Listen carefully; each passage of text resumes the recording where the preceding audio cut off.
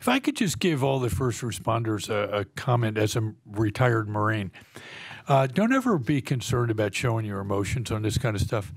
You know, having been in harm's way on 10 separate occasions, I will tell you that anytime I've met a Marine or someone who didn't show apprehension or fear is the kind of person I don't want to be around, because then we're all going to become casualties.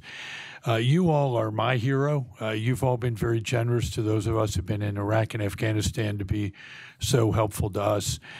We as a state, we as a community, we as a body of citizens that have benefited from the protection and the cloak of the security you've provided us should never be ashamed. I often look back in American politics and Thomas Eagleton, and we should have had a situation in that time when we celebrated the fact that he knew he needed help and he got it.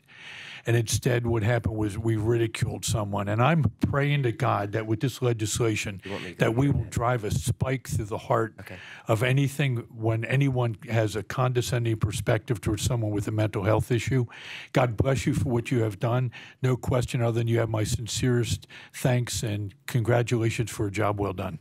Your study, did you segregate in the people that you talked to those who were veterans versus military veterans versus those who were not? And the reason I bring it up is there was a period of time in the military that if you acknowledged or gave a perception that you were needing psychological help because of PTSI, that your security clearance could lapse and it would be held in abeyance. And that is causing me to wonder if perhaps some people said it was a financial reason why they didn't do it, where in fact there might have been a secondary reason that they chose not to disclose to you. Did you have any control mechanisms on that? I did not look at veterans. That's actually, though, an area of interest for a follow-up study, is going through the VA and looking at this in VA.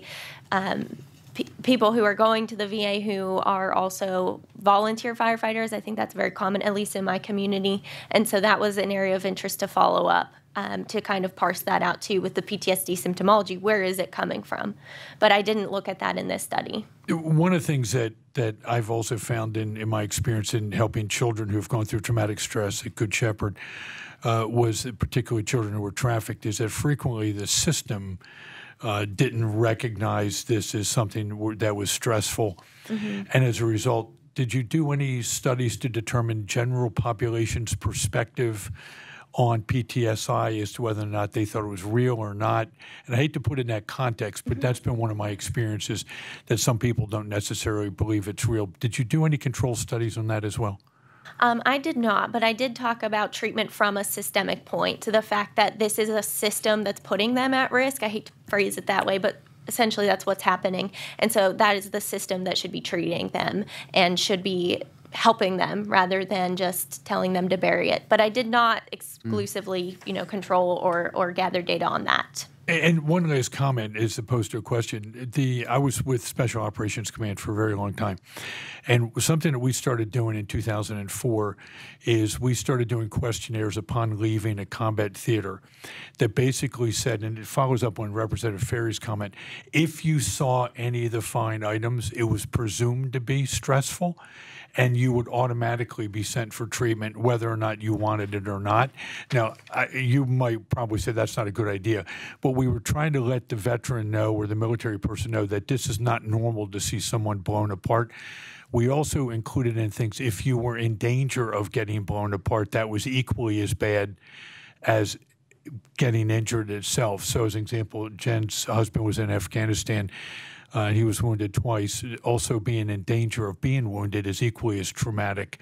So we found that was incredibly helpful. And the control studies so far, it's too early to tell, have shown a reduction in suicide incidents in that controlled group that received some perspective that it's normal to think this is abnormal. That's awesome. Great study, by the way. Thank you.